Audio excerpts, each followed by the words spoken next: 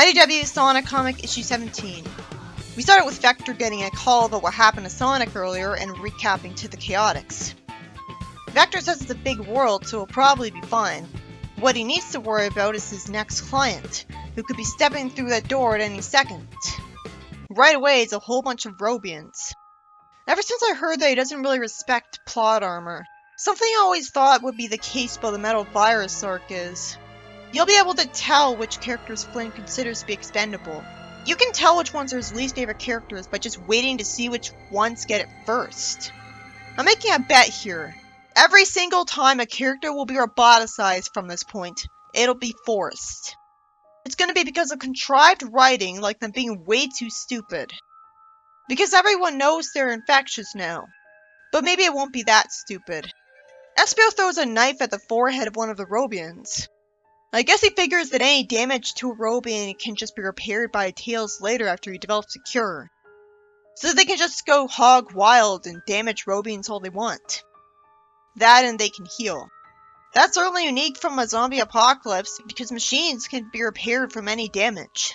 Despite the fact that Charmy called Zombots spooky and was afraid of them coming for him, and he just saw the knife harmlessly bounce off their forehead, Charmy insists that he'll protect the Chaotix. Yup, just like I predicted. He gives idiot balls to the characters as a lame excuse to temporarily kill them off.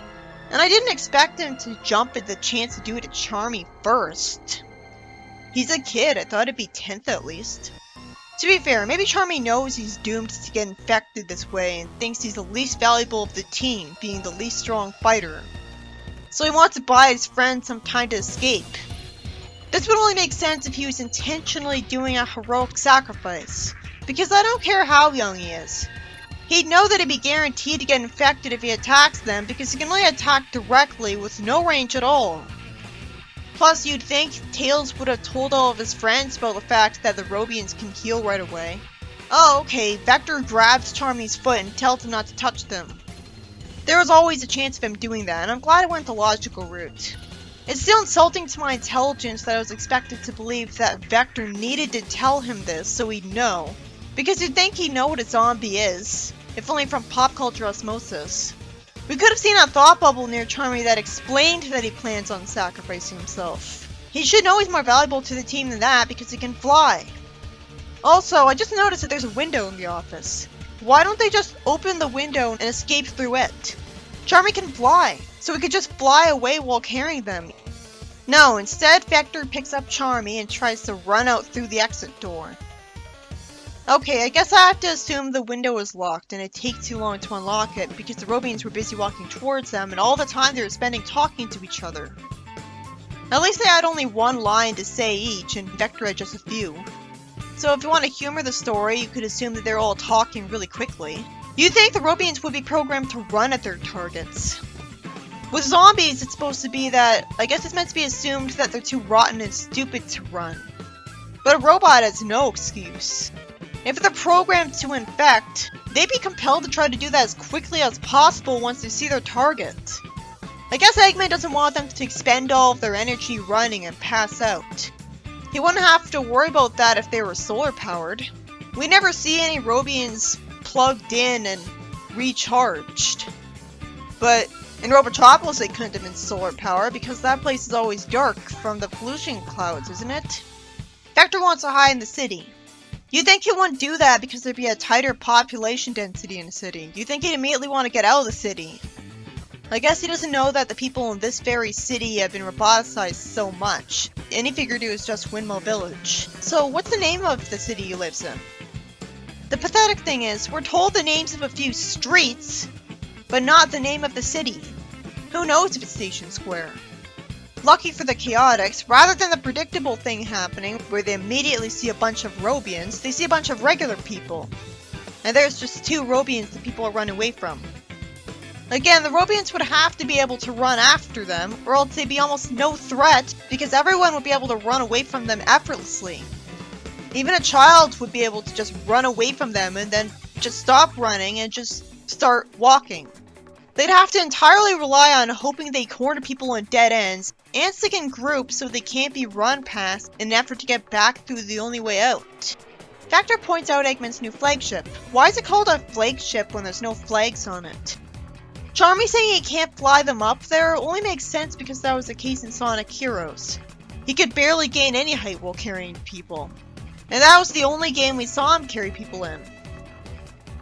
Unless you consider him being tethered by a ring to someone in Knuckles Chaotix while flying to be him carrying them. But supposedly that game's not canon. And while Tails doesn't have that problem, he's bigger than him. And Charmy means he can't carry both people at once up quite a height. It was polite of Vector to tell him that he appreciates the thought. Vector decides to head downtown and see what they can do. I wish the stop sign he was holding was drawn to actually impact the Robian when he hit it with it. Then he calls Amy while still standing in front of a Robian. Hopefully he proceeds to run away while calling her. Amy asks why she agreed to this when there's so much paperwork. Paperwork involving what? A civilian runs into her office in Restoration HQ calling her Miss Rose. A title of respect that makes her really feel like a leader. And it was realistic that in a moment of reality ensues, she regretted being a leader because of course Amy Rose wouldn't find administrative duties and paperwork fun. At least not when she's swamped with it. Amy's told that Seaside City just got hit by Eggman and there's Robians everywhere. So Amy wants to send a rescue shuttle right away. How many rescue shuttles do the heroes have? Wouldn't they barely have any? It's not like Tails built a whole egg fleet, did he? Maybe they have rescue shuttles because they stole them all from Eggman. It looks to me like the heroes' efforts at saving people are pointless. Eggman can go attack any town he happens to be nearby. I don't think there's any city or village that the heroes should think is safe. They can only protect a few towns. Even if just one city was protected by a force field generator, one city couldn't hold everyone in the world, could it? Everyone in the world can fit in an area the size of Texas, but could there be any city that big? And even then, it'd still be a matter of trying to feed and house all of those people, which would still require more space than that. And I don't know if even Nicole could build a force field the size of Texas. If the heroes were actually smart and capable, Tails would have already invented a force field generator and used it to protect the town. And to be a force field that would in fact extend underground and be a circle around the city. So Eggman wouldn't be able to immediately drill under it with drilling machines like in Sonic Boom. If Tails was smart, they'd already have a force field generator on hand and know which city to send all the people to. If they're just relocating people over and over again to cities that are only temporarily safe, while they won't be able to find new jobs all the while, then that's just delaying the inevitable, and those people will be unemployed the whole time. Amy says she'll put out a call to everyone in the area, and hopefully Sonic will hear or someone will see him.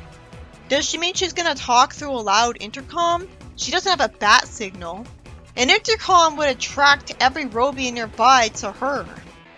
As we see a tree get roboticized again, because apparently wood really is vulnerable to that after all, just not processed wood, because we all know processed wood is so different in chemical structure, Vector is smart enough to figure out right away that if the plants can get infected too, getting survivors out of the city isn't necessarily safer. Yeah, I'm impressed that he figured this out so soon. It's so obvious that it's hopeless for people. There's plants everywhere because there's grass everywhere. Wasn't the grass roboticized in the Nanite City when it was first made? Vector says getting down to the docks is their only option, I guess because there's no plants there. And SBO is smart enough to point out that's putting their backs to the sea, and there's nowhere to escape to. Vector says nowhere is safe, and at least with the docks they can create choke points. And it's the best defensible position they've got. Birds can get roboticized too. You should realize that even if people go live on islands, even man-made islands with no grass, they'd still all be roboticized eventually because some of the Robians can actually fly. Vector tells the Chaotix to split up and find survivors and send them to the boardwalk. I'm not sure I'm deciding to waste valuable time escaping with this delaying of the inevitable is very smart. It demonstrates what heroes they are, but come on, Vector just said nowhere was safe. They also waste time putting their hands together and counting down. What if they got snuck up on by a Robian? Vector tells them to keep them busy but don't touch them. You'd think he'd want to stick by Charmy to keep him safe after Charmy tried to attack a Robian directly earlier. Not to mention he's a kid. But I guess his logic is that since Charmy can fly, he'll be fine because he's more mobility. Never mind the obvious fact that he can still be trapped in a room with only one way out. But he never told him to go into a building. Maybe he should have been more specific. You'd think Charmy the bee would make sure to be flying high up enough in the sky that none of the Robians would have a chance of even grabbing his foot. But he doesn't look that high up there. Is that the forced idiocy that's gonna force his defeat? Espio throws a weapon that has a rope on the end of it so that it ends up tying up a bunch of Robians at streetlights. It looks like the rope is just infinitely extending. That looks like more rope than he could possibly hide on his person when he's carrying the weapon around. I guess it's a magical weapon with chaos energy in it, but that should be outright explained. We see Vector tell a truck driver to pop the clutch as some people are riding in the back, and he only knows how to drive an automatic. Vector tells him to put it in neutral, and he pushes the truck downhill. Vector confuses me by just standing there after a bunch of Robians walk towards him when he could easily just run away. And he wastes time saying it's no fair to gang up on someone who can't hit them back. Is he supposed to be surrounded right now? It just looks like there were a couple of Robians in front of him. That was stupid of him. Sonic runs around Vector in a tornado. He shouldn't have needed saving. He says he'll cover Vector, who thankfully tells Sonic that the next time Eggman loses memory, he'll throw him in a cell. Espio and Charmy walk around telling people to follow them and call out any Robians they see. I thought Vector told them to split up, but I guess they decided they found enough people. One of the civilians is a green bird. Totally not Bean. Then one of the civilians gets screamed at and basically called a Robian because she has a little of the gray goo on her arm. And she desperately insists that it's just a scratch. That's inevitable. A lot of the so-called survivors are just going to be people pretending not to be infected, and obviously there's no time for screening people for it when they're evacuating as fast as they can. That's another reason it seems like a mostly doomed effort. I'm glad the civilians didn't end up going hysterical to the point where they turned against each other because they assumed a whole bunch of different people were hiding gray goo under their clothes, or freaking out over gray goo that isn't there. It seemed like that was likely at this point. Vector's actually smart enough to do the pragmatic thing and surround the person with cars while ignoring her. And he thankfully apologizes to her for it. Charmy calls him mean for it because he's just a kid. And Vector tells him the obvious and I guess lies that if they've got time, they'll come back for the sick. Sonic saves a few people and tells them that the stairways are clear for them. He sees a rescue shuttle. Sonic says that the shuttle is going to get the attention of the Zombots, and I don't know why it's just standing still talking. I also don't know why it's acting like it wants to cover him when it hasn't already done so issues ago.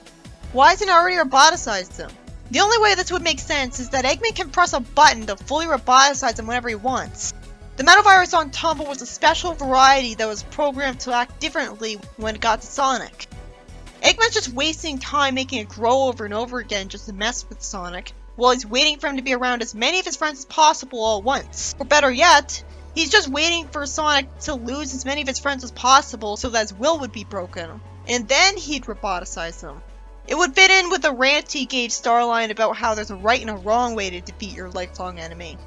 If he literally just planned on having him roboticized immediately, that would be too easy.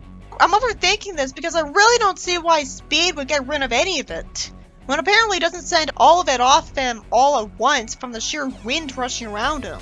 So if it keeps any on him, you'd think he'd already be roboticized based on what happened to the female animal. I love that the story is using Vector's super strength so much. It's usually ignored. Some people are told to go to safety, and Charmy says they saved barely anybody.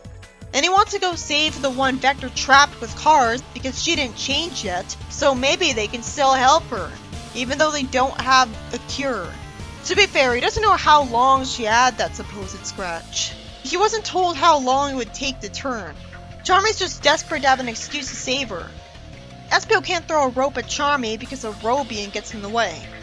It's completely and utterly forced that Charmy flew low enough to the Robian that she was able to grab his foot and roboticize him. He could have easily been flying really high in the air to get a great view of the city below him and seen her from high up and been fine. I can't take this seriously as just a scary scene because it's just happening because of an idiot ball.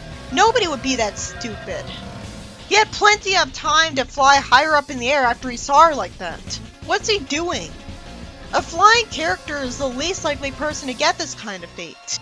The writer deliberately forgot how high up in the air Charmy can fly on his own.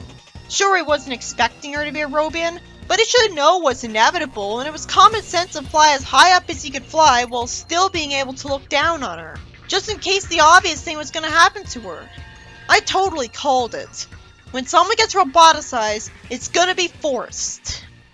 And it turns out Charmy was the one Flynn hated the most out of all the main Sonic characters. Which doesn't make any sense for IDW, because in IDW, Charmy is great. He's just a nice, cheerful kid. The only time he annoyed me to my recollection was when he bought that Mr. Tinker was an Eggman. So the writer's being unprofessional by taking out his hatred of Heroes Charmy and Shadow Charmy on a completely different version of Charmy. If you think in cynical mode, Charmy being the first to go was the most predictable thing ever. It was so predictable that I assumed it wouldn't be the case. The story ends with the Chaotix leaving without Charmy because Charmy had an idiot ball and magically forgot how zombies work. The heroes didn't have a cure for her even in the pipelines yet. What made them think trying to go to rescue someone already infected until the cure was made was a good idea? Nothing would make someone think that. This issue was about Charmy being roboticized in a city of evacuating people because of a forced idiot ball. Flynn forced them to think a clearly infected person wouldn't be a Robian by the time he went all the way back to the cars surrounding her. Even though the heroes don't have a cure yet. So even if she isn't a Robian, there's no point going back for her. This isn't just drama, this is stupid. More importantly, it was completely forced that he never flew high up enough that he would be ungrabbable. I can understand not being super high up at first when he didn't want to believe what was coming, but not a second after he'd see her looking like a Robian. Why would he, lean backwards in the air? It could have been just as likely that Charmy would happen to be flying really high up in the air while he was on his way to her, which would make sense because that way he'd see further ahead. And then he'd see her Robian form from really high up. There's no reason for him to stay close to the ground in a place that could surprise him with a Robian at any moment. This makes so little sense that instead of purely being a scary, tense scene, it's just taking you out of it. I didn't think this was how he'd get roboticized. I figured he'd just get the goo on him while fighting them off. It was common sense to have it happen in a building, not a place where he could fly up at any moment. At least it happened to him because it was nice, and it showed us how moral he was as a last moment for a while. But the same can be said if he did a heroic sacrifice for the Chaotix trying to fight the Robians off. It just reminded you of the fact that it was written by a Sonic fan with past baggage with the earlier games, and that's not always a good thing. Although even a non-Sonic fan could look up on Google which of the main Sonic characters is the most hated, the story was okay until the ending. And that's the last thing you see. So a bad ending makes the whole story look like it's not worth reading. I could have assumed the Chaotix would want to save survivors. I was already spoiled on what happened to Charmy a long time ago. If it was written well, it would have had actual impact instead of just making me cynical.